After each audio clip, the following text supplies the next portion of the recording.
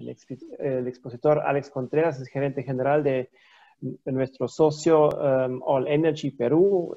Cuenta con representación de empresa alemana, italiana, holandesa y es ingeniero mecánico de la UNI y es muy activo también en el Colegio de Ingenieros del Perú y nos da mucho gusto aprender algo más sobre el biogás, porque el biogás puede mucho más, tiene más beneficios de lo que uno quizás piensa en el primer momento.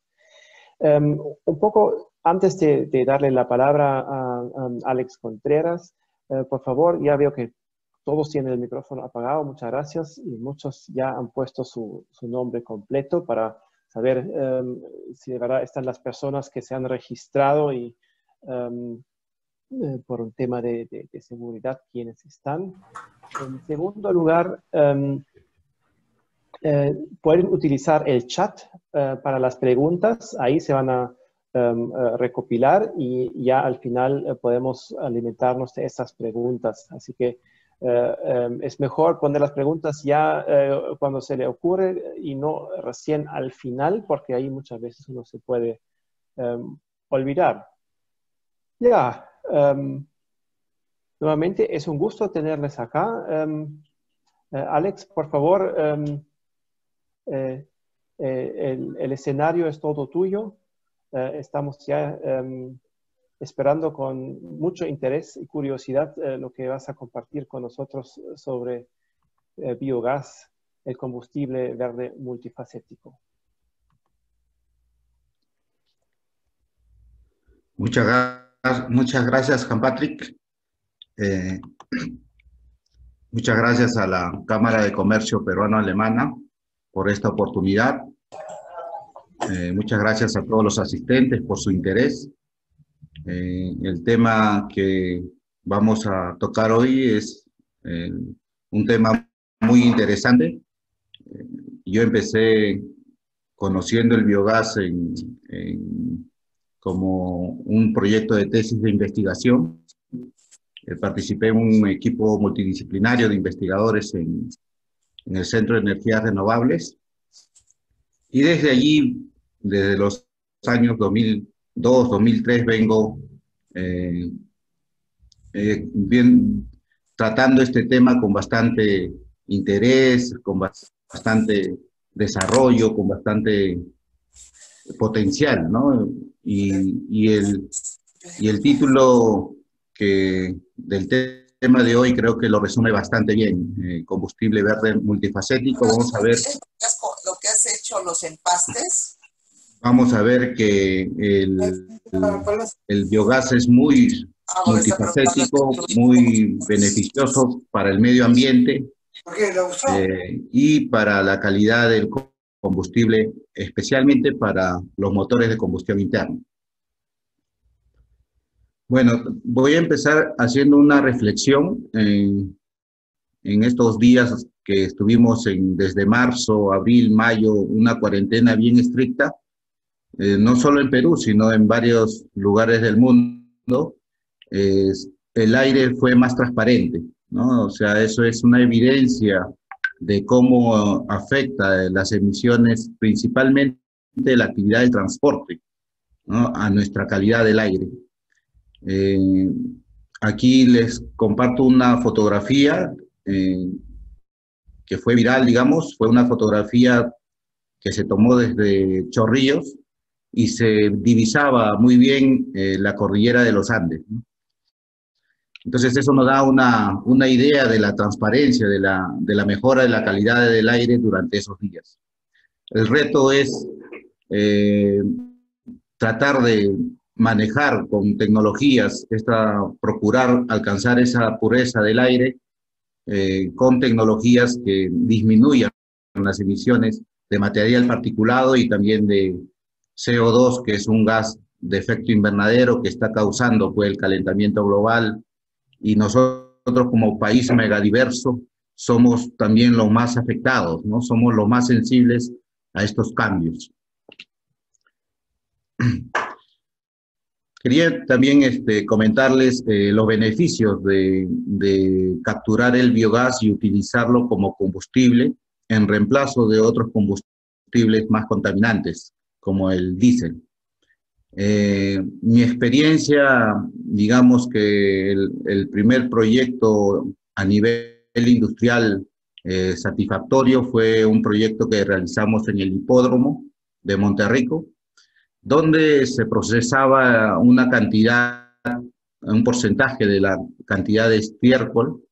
Vamos a ver más adelante unas fotos, pero lo importante es que esta planta en el hipódromo de algo de 1000 metros cuadrados representaba el efecto beneficioso al medio ambiente, representaba como el mismo efecto que logramos con una reforestación de 50 hectáreas de siembra de árboles, ¿no? En este cuadro vemos que un árbol, por decir, cada año absorbe de 20 a 30 kilogramos de CO2. Otro dato importante es que por cada 10.000 kilómetros de recorrido de un auto, las emisiones que provoca recién va a poder absorberse con un árbol durante 20 años, ¿no? O sea, si por decir yo tengo un auto que ya tiene 100.000 kilómetros de recorrido, debería procurar sembrar al menos 10 árboles y mantenerlos durante 20 años para tratar de equilibrar las emisiones que he logrado con mi auto, ¿no? Entonces, esa es una reflexión y lo potente de los proyectos de biogás es eso precisamente, ¿no? Si hacemos la equivalencia del CO2 en su poder de efecto invernadero, el metano, que es un gas también de efecto invernadero, es 23 veces más nocivo respecto al CO2. Entonces, si capturamos una tonelada de metano y solamente lo incineramos, lo combustionamos, ya estamos ayudando al medio ambiente. Le estamos reduciendo 23 veces su poder nocivo de efecto invernadero. Entonces, un proyecto de biogás como el proyecto del hipódromo, que es solamente 1000 metros cuadrados de la planta, que procesa alrededor de 5 toneladas día de estiércol, representa como haber reforestado 50 hectáreas. Ahí está la potencia de los proyectos de captura de metano o de plantas de biogás.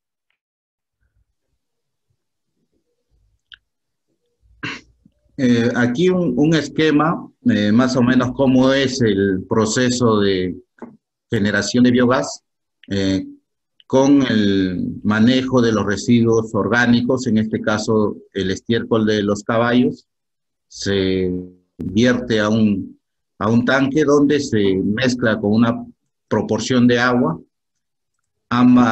Esa mezcla, ese lodo ya se vierte a los biodigestores. En realidad en el hipódromo hay 3 biodigestores anaeróbicos, y de allí se espera, digamos, el periodo de transición, que es alrededor de 30 días, y comienza la producción de biogás. Esa producción de biogás va a ser mayor en verano por el calor que recibe. La temperatura que estamos en verano ayuda a que la degradación biológica de la biomasa se acelere y produce biogás. Ese biogás es utilizado actualmente en 2 grupos electrógenos de 50 kilowatts cada uno.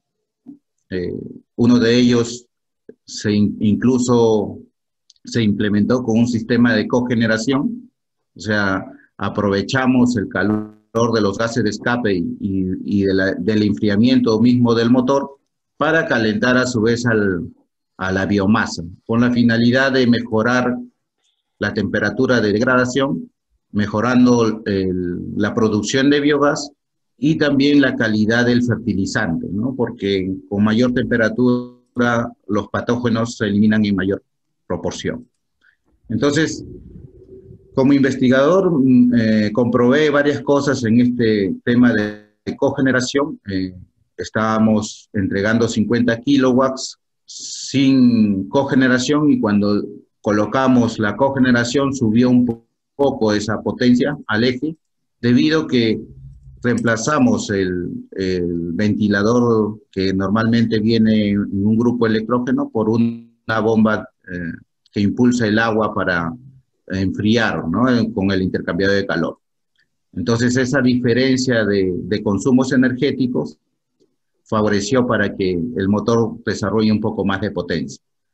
La eficiencia global, llegamos a una eficiencia del 85%, porque los sistemas de cogeneración aprovechan, digamos, el calor que antes se desperdiciaba, que es más o menos un 30% en los gases de escape y un 30% en las chaquetas del motor, pasan a ser aprovechados, ¿sí? Normalmente de la energía química del motor, de la energía química del combustible, en un motor estamos hablando del aprovechamiento de un 30 a 40% en el mejor de los casos. Con la cogeneración podemos llegar a ese aprovechamiento a 85 al 90%. Entonces, este sistema también produce un fertilizante de alta calidad, orgánico, para los cultivos, para la mejora de los cultivos, que ya han hecho experimentos en la universidad, con técnicos de la Universidad Agraria. Estas son las imágenes. Aquí están los 3 biodigestores que están en el hipódromo, y en la bolsa superior es en realidad la bolsa de almacenamiento de biogás. Más o menos la capacidad es 300 metros cúbicos que se almacena allí, y de allí ya se deriva para el funcionamiento de los grupos electrógenos. También este proyecto del hipódromo fue realizado en el año 2011 y 2012, exitoso. Con ese proyecto nos presentamos a un concurso en el Colegio de Ingenieros, un concurso nacional de Conimera, de un congreso de ingeniería mecánica y mecánica eléctrica, y obtuvimos el primer puesto, ¿no? Porque era prácticamente el primer grupo electrógeno de nivel industrial que funcionaba confiablemente con una frecuencia constante de 60 Hz, el voltaje también constante, una energía de calidad, una energía eléctrica de calidad, y 50 kilowatts, que ya era un nivel industrial. Luego vino ya el funcionamiento del proyecto Guaycoloro, ¿no? Fue posterior a este proyecto. Entonces, y con la cogeneración, todos esos elementos fue favorable para que nos otorgasen el primer puesto en ese año, de ese concurso. Gracias a esa experiencia exitosa, hemos compartido información para investigadores de la universidad que han hecho sus tesis de investigación, y mi propia tesis también fue sobre ese tema. Hace poco, el año pasado, estuvimos atendiendo un requerimiento de la empresa Redondos, que tiene una crianza de cerdos, la actividad de la crianza de cerdos en Huacho, Huarmey y Pisco. En Huacho y Huarmey se han instalado grupos electrógenos de 150 kilowatts cada uno. Nosotros nos hemos dedicado a la instalación del sistema de alimentación de biogás, para que utilice solamente el almacenamiento prácticamente a presión atmosférica del biogás, y el mismo motor, cuando succiona, cuando empieza su funcionamiento, la succión que provoca los pistones es aprovechado para que la regulación de alimentación de biogás sea automática. Y lo convencional es que el biogás se almacene a cierta presión y de allí se alimente al motor, pero eso implica una mayor infraestructura e implica también mayor consumo energético. En cambio, esto solamente necesita el almacenamiento en una bolsa, como ven allí en la foto, en una bolsa, en este caso es de 500 metros cúbicos, que alimenta al motor gracias a la succión que provoca el mismo motor. Bueno, nosotros ya como especialistas en el tema de generación con biogás, hemos hecho una alianza estratégica, representamos a la empresa R. Smith Enertech, una empresa de fabricante de motores de ciclo Otto para diversos tipos de gases, especialmente biogás, gas natural, GLP y gas de madera o gas sintético.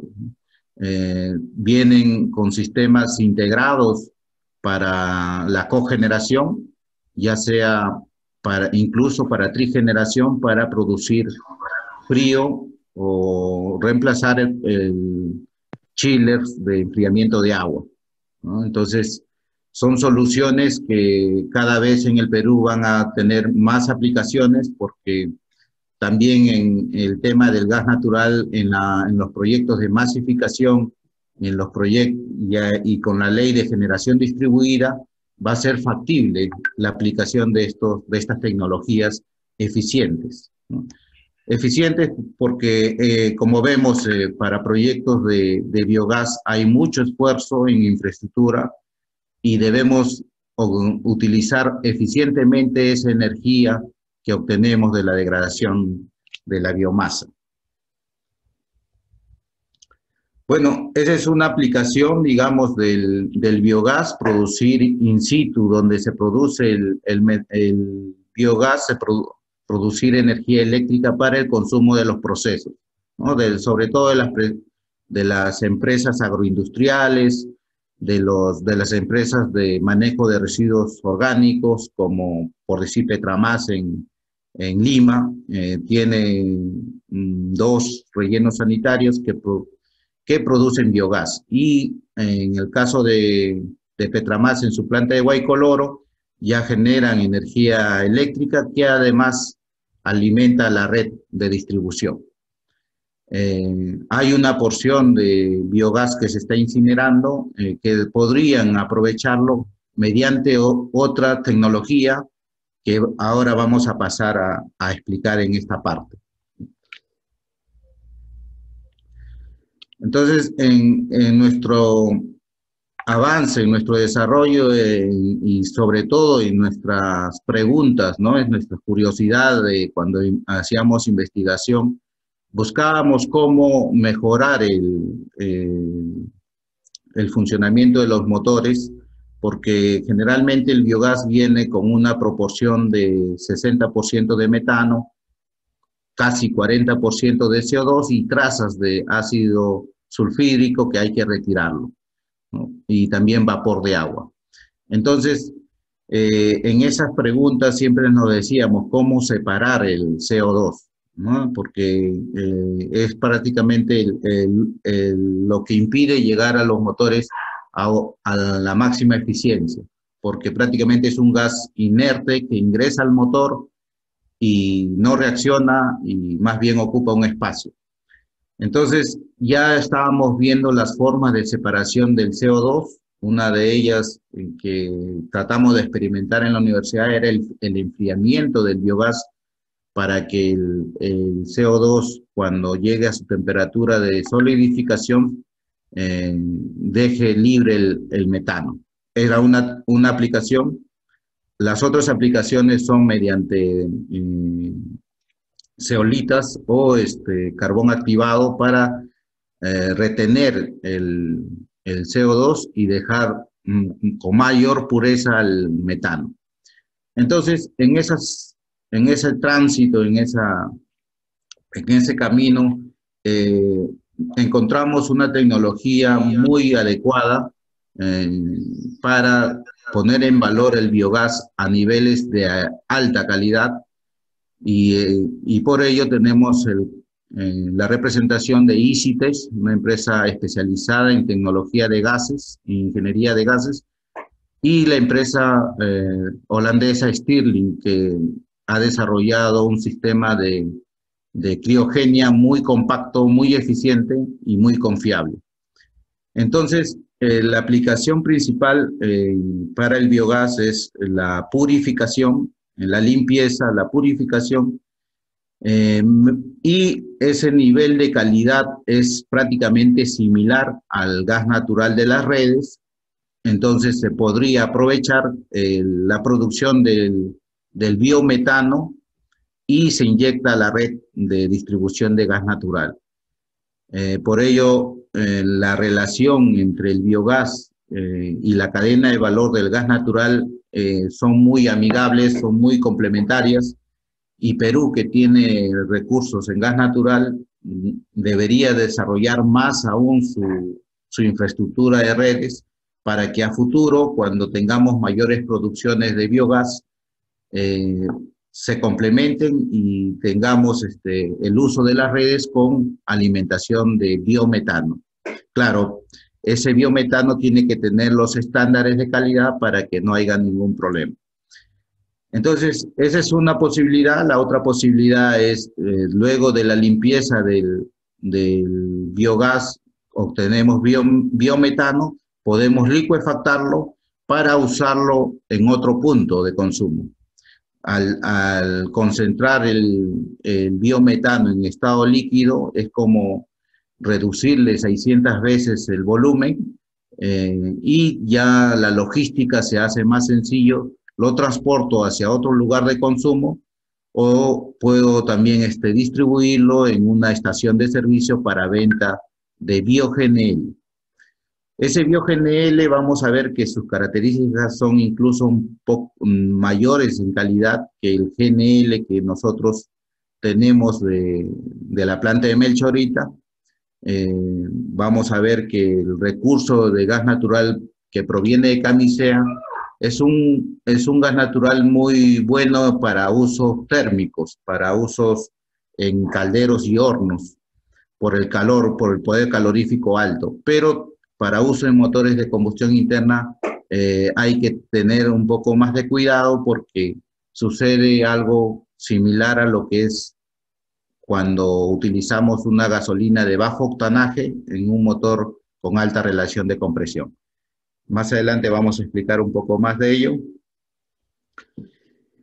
Y bueno, aquí también esta tecnología se aplica para licuefacción de gas natural. Es algo que nosotros ya venimos proponiendo desde hace buen tiempo, y estamos avanzando con proyectos para producción de GNL en la propia estación de servicio, en las estaciones que ya están conectadas al ducto.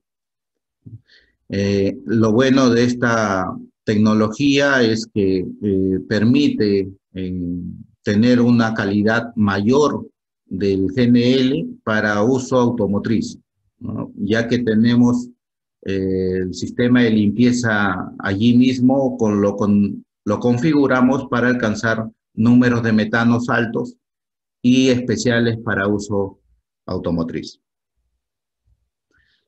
Esta es la disposición, la configuración de una planta, por ejemplo, de unas 10 toneladas por día, ya sea para producción de bio-GNL o GNL, ¿no? Es en realidad bien compacto. Son 2 contenedores de 40 pies, estamos hablando de 5 metros de ancho por 12 de largo. Además, un sistema de chiller para, más adelante voy a explicar que el sistema de criogenia necesita retirar una porción de calor del foco caliente del ciclo.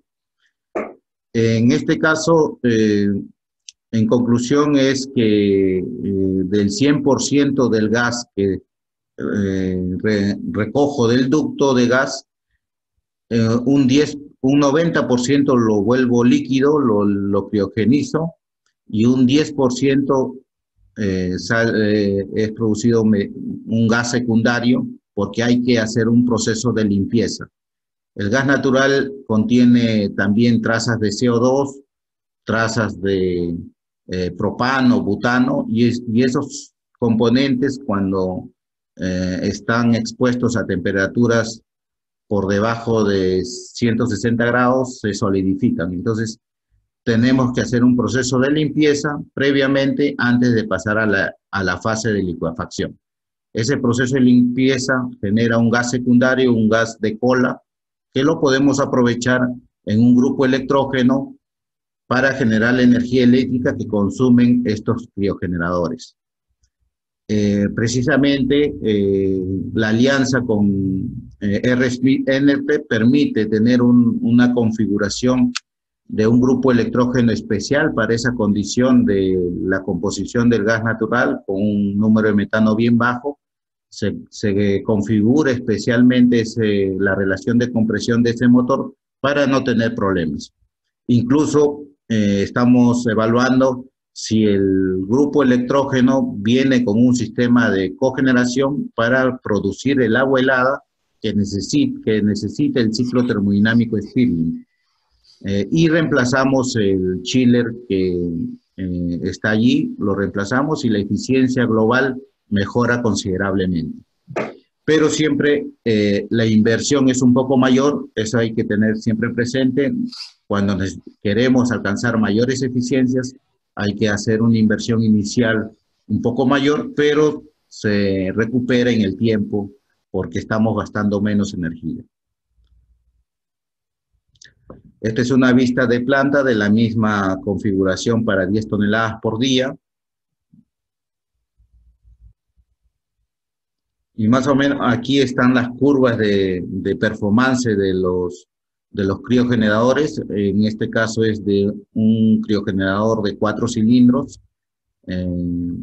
Nosotros en la imagen anterior hemos visto que hay 10 criogeneradores. Cada uno de ellos produce en promedio 1 tonelada de bio-GNL.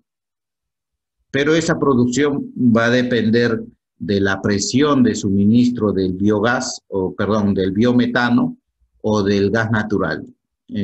Para el caso del gas natural, las redes de distribución de gas natural para las estaciones estamos alrededor de 16 a 20 watt y justo es la región donde la máquina consume menos energía. Aquí está, esta curva azul es el consumo específico de energía.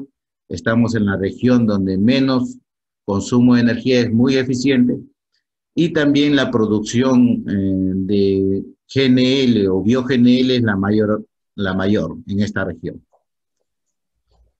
La curva roja es una producción en caso que el gas esté más frío. Mediante un proceso previo de enfriamiento convencional podemos mejorar la producción, pero más que todo también estas máquinas se aplican para recuperación de boil off, que es el vapor del GNL o bio-GNL, que ya no necesita un proceso de limpieza. Como es vapor de GNL, ya está limpio y además su temperatura puede ser menos 100 grados centígrados y ya solamente necesito enfriarlo un poco más para alcanzar su estado líquido. El corazón del sistema es el ciclo Stirling inverso, que lo usamos en la versión de refrigerador, gracias a la impulsión en el eje. El impulso giratorio hace que el gas el pistón y un desplazador se desplacen y hagan que el gas de trabajo, en este caso es helio, transite de una zona de alta presión, que está en la zona inferior, a una zona de baja presión. En la zona de baja presión, el helio se expande más o menos en un ritmo de 1000 veces en un minuto, y esa expansión es la que logra la absorción continua de calor, ¿no? Entonces, el gas natural o biometano solamente necesita ingresar a esta zona fría, ingresa y el intercambiador de calor le absorbe el calor, y el gas natural o biometano se enfría tanto que cambia de fase. Cuando llegamos a menos 162 grados, su fase ya es líquida y por aquí ya sale el bio-GNL o GNL.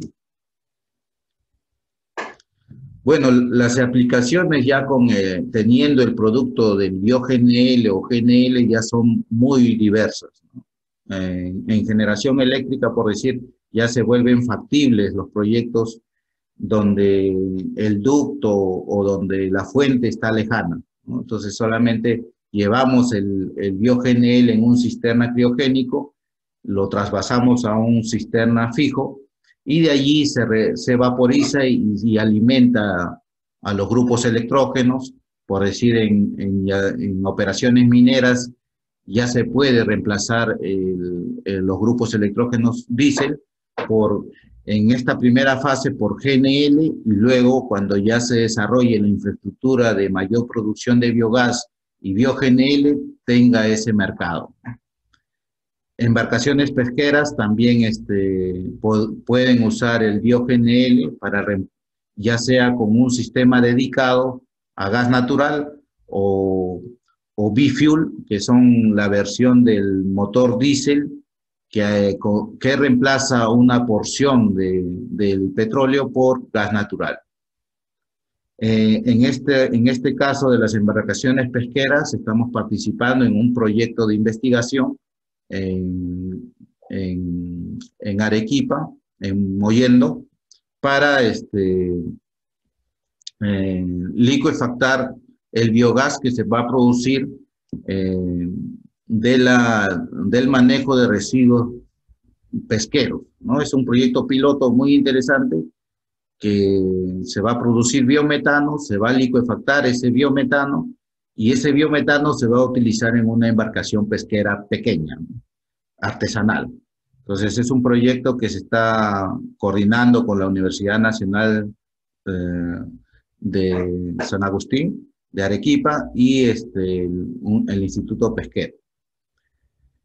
Luego, en camiones mineros también tiene aplicación el GNL y el bio-GNL, especialmente en los proyectos Mar Cobre y Quellaveco, que ya los camiones han venido con sus motores preconfigurados para usar la versión bifuel, que reemplace alrededor del 70-80% del diésel con GNL o bio-GNL.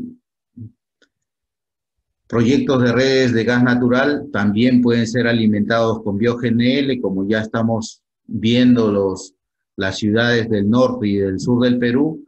Se está llevando GNL de la planta de Mechorita en estado líquido, se resecciona, se trasvasa a un recipiente fijo, eso se vaporiza y se distribuye por redes. Esa cadena de valor también la puede recibir bio-GNL. Y bueno, los corredores viales interprovinciales, hay proyectos interesantes, primero de desarrollar en la costa, de producción de GNL y bio-GNL en la costa, y que los buses y camiones de carga interprovinciales aprovechen o consuman ese combustible limpio. Aquí justo el proyecto de Mar Cobre está solicitando un GNL de un número de metano especial superior a 80, como ven en este cuadro de especificaciones. Este dato del número de metano superior a 80. El número de metano para el gas natural es equivalente al concepto de octanaje que nosotros conocemos en lo que es gasolinas, ¿no? Nosotros, por decir, tenemos gasolina de 84, de 90, de 95 y de 97 octanos, ¿no? Entonces, cuando uno adquiere un vehículo nuevo, y si es un vehículo con alta relación de compresión, como son los autos deportivos, por decir, necesitamos utilizar una gasolina de alto octanaje, porque si usamos una gasolina de bajo octanaje, va a provocar una detonación, ¿no? O sea, el combustible no resiste la compresión en el interior del motor y se autoenciende antes incluso que la chispa de la bujía salte. Eso hay que evitar, y algo similar sucede con el gas natural. Y sobre todo en estas tecnologías bifuel, donde el ciclo diésel tiene mayor relación de compresión. Entonces, lo mínimo que necesita la especificación del GNL para estos camiones es de 80, ¿no? Entonces, ahí vamos a ver cómo el bio-GNL puede solucionar este problema. Como vemos aquí, hicimos unos cálculos, unas simulaciones del número de metano del gas natural que tenemos en las redes de Contugasi cálida, y el resultado es 78. O sea, es un poco menos de lo que requiere Caterpillar. Entonces, el GNL que produce Melchorita está en ese orden de 78 de número de metano. Es muy bueno para uso en calderos, en hornos, pero para uso vehicular hay que tener más cuidado, y acá también se reporta en el número de metano a nivel mundial de parte de la procedencia, ¿no?, del GNL. Hay diversos productores en el mundo de GNL, y acá tenemos su distribución del número de metano. Por decir, el número de metano casi de 100 es este punto que corresponde a Estados Unidos, Alaska. Y este punto azul es de Noruega, con un número de metano de 78, 77 más o menos. Y acá está Perú, ¿no? Este círculo casi transparente está Perú, aquí, con un número de metano de 77, 78. Con un índice de Webbe alto, pero ese es más que todo como un índice de poder calorífico. Muy bueno para aplicaciones térmicas, pero para vehículos, para motores de combustión interna, necesitamos que tenga mayor número de metano. Allí viene la versatilidad del biogás, ¿no? El biogás, como había mencionado, tiene 60% de metano y 40% de CO2 prácticamente, ¿no? Entonces, ese CO2 en la práctica para el proceso de licuefacción, casi todo se elimina o se limpia, digamos, con el carbón activado. Entonces, el metano que se va a pasar a su licuefacción es prácticamente 100%, ¿no? Entonces, su número de metano es casi 100. Y puede ser utilizado como un aditivo para estabilizar el GNL con bajo número de metano, como ya se está haciendo en Europa, ¿no? Para uso vehicular, el bio-GNL estabiliza el GNL, le da mayor número de metano y se utiliza en los motores sin problemas. Esta es una ilustración gráfica del efecto de la detonación, cómo se producen los puntos calientes y se autoenciende sin que todavía llegue el frente de llama, y se generan dos frentes de llama y chocan, ¿no? Ese es el sonido característico de la detonación, por ese choque de esas dos frentes de llama. Nuestro sistema está proponiendo la licuefacción en las estaciones de servicio, y estamos con nuestro sistema de purificación especial, estamos logrando alcanzar 83 de número de metano con el mismo gas de camisea, y también podemos llegar hasta 90 incluso para aplicaciones especiales. Es por ello que estamos realizando una propuesta para el proyecto Mar Cobre que produzca un gas natural en Marcona, un GNL en Marcona, y utilice este GNL en su flota de camiones Caterpillar. Bueno, aquí, ¿cómo influye el número de metano dentro de la cámara de combustión? Si vemos la curva roja, nos da una referencia de la temperatura al interior de la cámara de combustión, cómo va subiendo la temperatura conforme el número de metano es menor.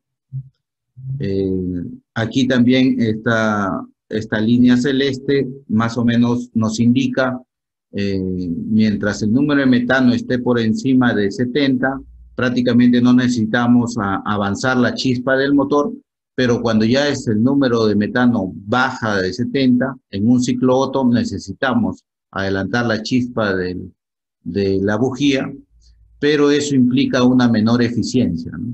La eficiencia o la performance va bajando, hay un derrateo de la potencia. Esto también es para el ciclo dual, mientras el número de metano esté por encima de 78, la eficiencia en un sistema dual estamos al 98%, digamos, respecto a la eficiencia del diésel, ¿no? Ya si por menos de 78 ya no es recomendable en el uso de sistemas diésel. Bueno, aquí les presento una imagen, un diagrama de cómo estamos proyectando una estación de servicio con GNL. La estación es alrededor de 3.500 metros cuadrados, es una estación grande, donde permite el alojamiento de una planta de 10 hasta 20 toneladas por día. Va a almacenar el GNL en unos recipientes verticales, y esto va a abastecer a la isla para atender a los buses y camiones.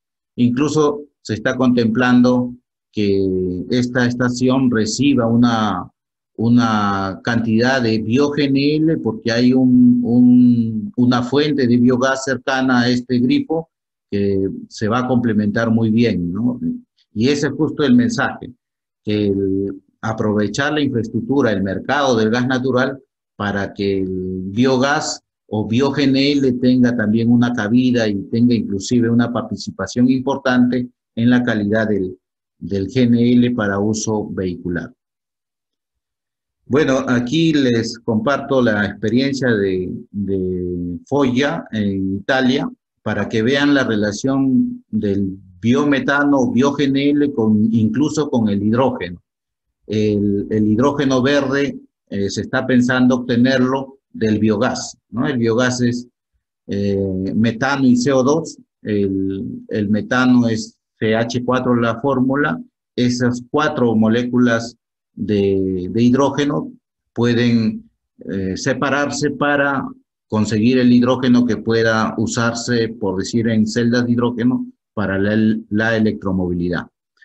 En este caso es un caso inverso, es una aplicación de la energía excedente del parque eólico en Troya, por Bari, al sur de Italia, donde el viento es bien fuerte, hay un bosque eólico, y aquí creo podemos ver el video, donde la energía excedente del parque eólico se aprovecha, produciendo en esos momentos hidrógeno mediante electrólisis de agua. El hidrógeno es el insumo para ser reaccionado con el CO2. En esta planta también se captura CO2 del aire. Recordemos que cada vez la concentración de CO2 en la atmósfera está aumentando. Ahorita estamos hablando de unos 410 ppm, ¿no? Partes por millón de CO2 en la atmósfera. Esa concentración es recogida, ese CO2 es atrapado, ese CO2 mediante este sistema. El CO2 capturado con el hidrógeno producido mediante electrólisis, ambos reaccionan catalíticamente, se forma la molécula de metano, y ese metano es licuefactado en esta zona, donde se utilizan los equipos Stirling para licuefactar ese biometano sintético, digamos, ¿no? Entonces, esto es una muestra del esfuerzo que estamos haciendo en las tecnologías para ver cómo mejorar nuestra huella de carbono, nuestras emisiones, ¿no? Disminuir nuestras emisiones para mitigar los efectos del cambio climático. Muchas gracias por su atención. Estoy atento a sus consultas para... a ver. Ya, Voy a muchas dejar de compartir gracias. la pantalla. Perfecto, muchas gracias, Alex Contreras. Muy interesante. Em, Todo lo multifacético que es el biogás. Por eso también escogimos el título de la charla, porque de verdad el biogás es mucho más de solo quemarlo en una caldera o en una cocina.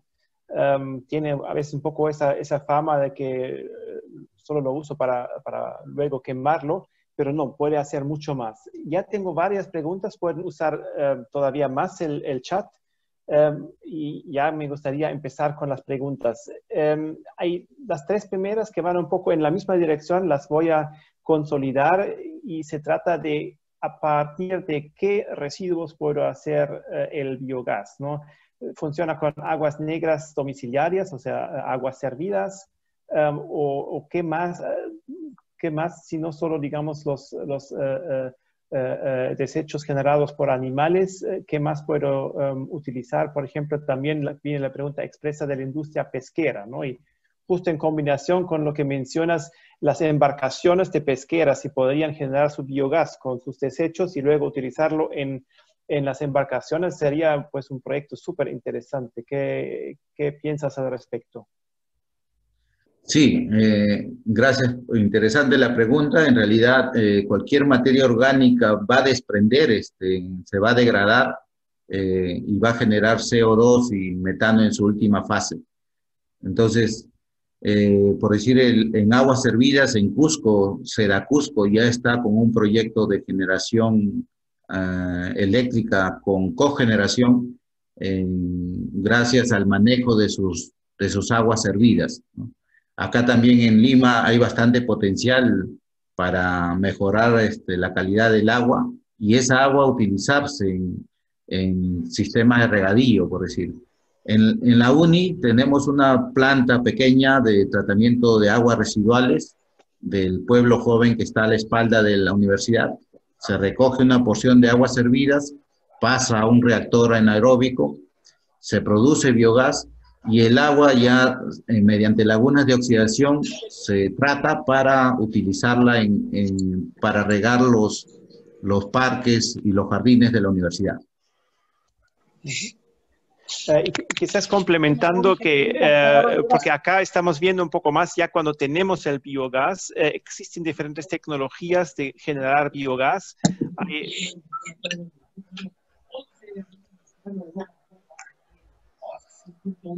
Hay tecnología más convencional y hay otra que permite también utilizar hasta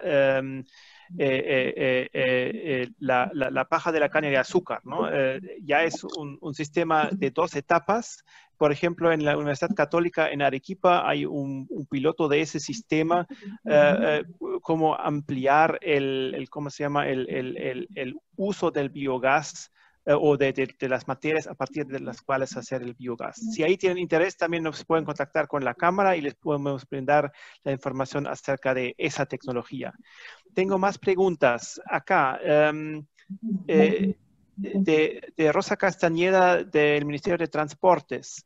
¿Qué inversión se necesitaría para instalar una planta de biogás en una zona de 4.500 metros sobre el nivel de mar, donde hay una producción de ganado vacuno, a fin de generar un grupo electrógeno?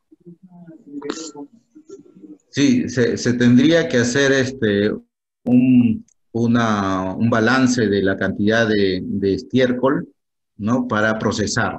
De acuerdo a ello, podemos hacer con mucho gusto, podemos dimensionar una planta para procesar esa biomasa. Y precisamente es otra solución que necesitamos brindar para las zonas altoandinas, donde el biogás puede solucionar el tema del friaje.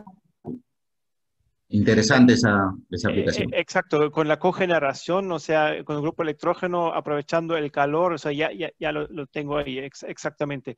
Ahí ya ven el contacto de Alex Contreras, también van a recibir después de la charla un PDF con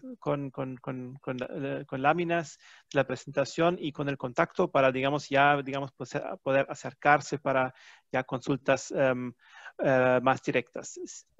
Tengo acá una pregunta que también es muy interesante de Cristian Correa. ¿Existe un marco regulador para el biometano y el bio-GNL? ¿Cómo es el lado de reglamento, de regulatorio en ese, o aplica Sí, nomás el del mismo gas natural? precisamente el gas natural se está haciendo la normativa del GNL. En el Colegio de Ingenieros tenemos un comité de normalización de GNL para aplicarlo ya en el transporte. Tenemos entendido que ya el Ministerio va a publicar el reglamento de la comercialización de GNL y tocaría dar el siguiente paso de normalización del bio-GNL para que se conecten muy bien. Pero ya teniendo la norma del GNL, como son productos muy similares, ya se puede rápidamente desarrollar la norma específica para bio-GNL. Ok, muchas gracias. Acá de Juan José Secada, de Combitrade, existen experiencias de empresas ganaderas. Supongo que ahí se refiere a vacunos, porque ya hemos aprendido que en la crianza de cerdos ya se está aplicando, ¿no? El huacho. Sí, de acuerdo a los análisis químicos que se hacen del biogás proveniente del manejo de residuos de la crianza de cerdos, es el que mayor proporción de metano produce, alrededor del 70% se llega, ¿no? Pero el de ganado vacuno, en la universidad hemos medido 60% de metano. O sea, nosotros en la universidad teníamos una planta piloto que periódicamente teníamos que ir al camal a recoger residuos y también a la zona del Lurín, donde comprábamos una porción de, creo que algo de 2 toneladas para activar de estiércol, para activar nuestro biodigestor. Pero sí, hay bastante bibliografía. En el Centro de Energías Renovables de la UNI está esas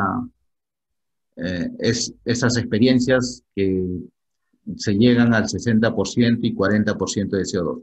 Ahora, el CO2 también es un recurso.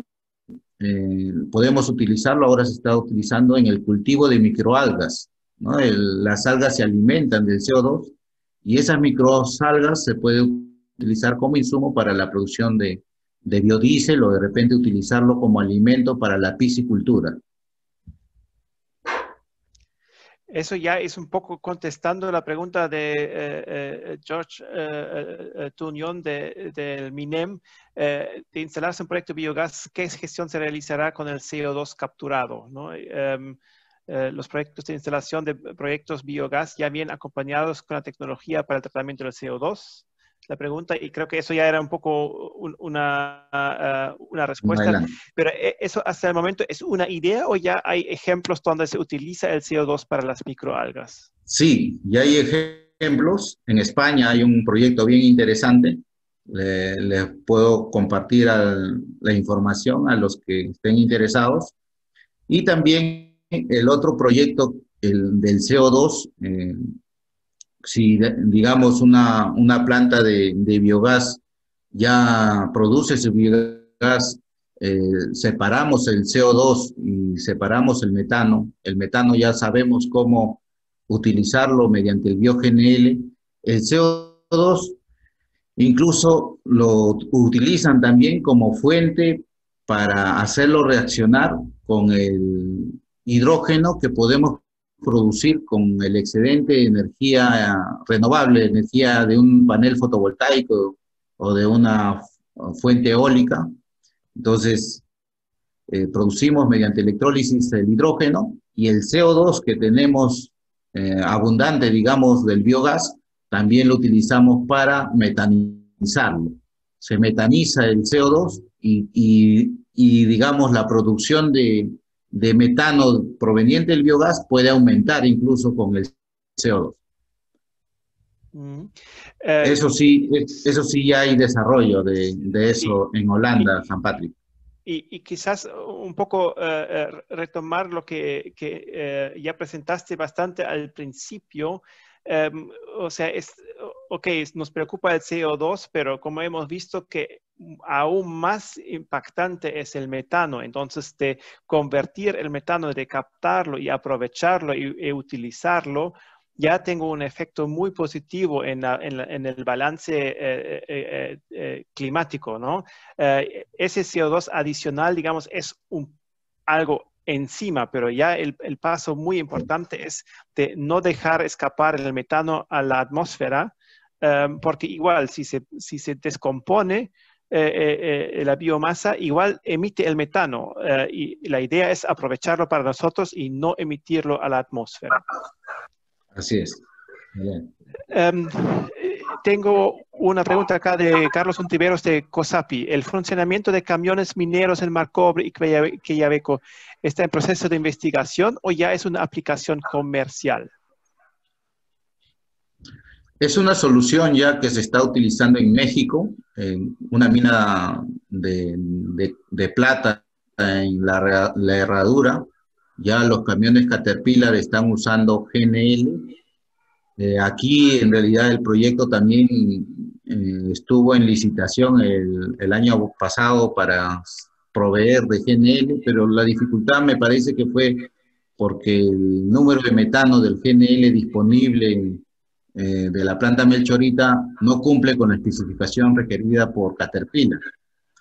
Entonces, por eso es que se puede continuar con el proyecto con una producción más confiable, de mayor calidad y más cercana a la operación minera, ¿no? Que Contugás tiene redes en Marcona y está dispuesto a llevar incluso el ducto hasta la misma operación minera para que allí se implemente un sistema de liquefacción, se produzca el GNL que necesitan esos camiones.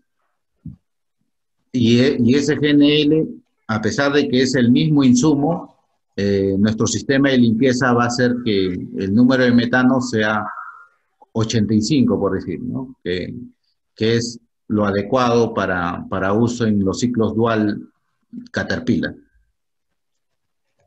Perfecto, muchas gracias. Acá veo una última pregunta de Michelle Espinosa y ahí ya vamos al tema también muy interesante que no solo es la tecnología, sino el costo marginal entre biogás y el gas natural convencional.